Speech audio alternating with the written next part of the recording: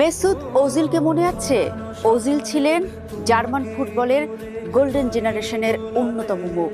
এমন তারকাকে কি সহজে ভোলা যায়? সৃষ্টিশীল পায়ে যেসব কীর্তি গড়েছেন তিনি, তাতেই ইতিহাসে চির অম্লান থেকে যাবে তার নাম।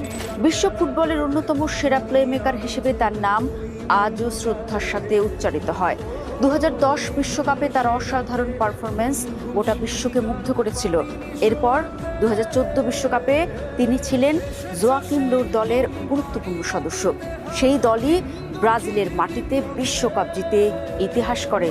কিন্তু যতটা আলোয় ভরা ছিল তার ক্যারিয়ার, শেষ অধ্যায়টি ছিল ততটাই অন্ধকার।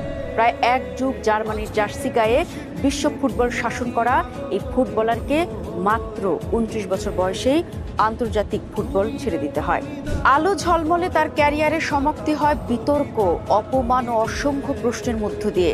সহজ করে বললে শেষটা হয়েছে নোংরা রাজনীতির শিকার হয়ে।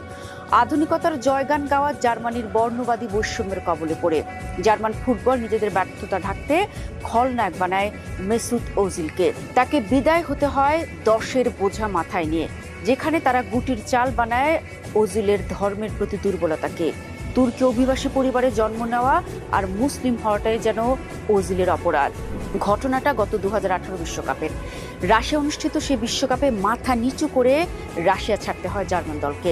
আগের আসরের চ্যাম্পিয়নরা উঠতে পারেনি শেষ 16তেও, বিদায় নেয় গ্রুপ পর্ব থেকেই। এমন বাজে পারফরমেন্সের প্রতিক্রিয়ায় আগুন জ্বলে ওঠে সমর্থকদের মনে। রাস্তায় নেমে আসে তারা।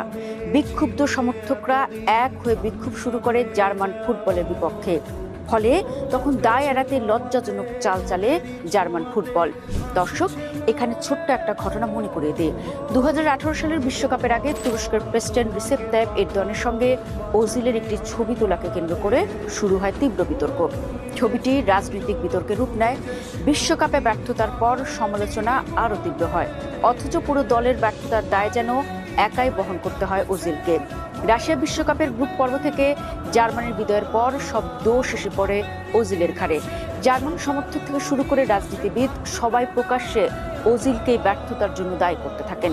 তার আঘাত করতে থাকেন ওজিলের ধর্মীয় অনুভূতিতে, আক্রমণ করতে থাকেন তার পিতৃ পরিচয় লক্ষ্য করে।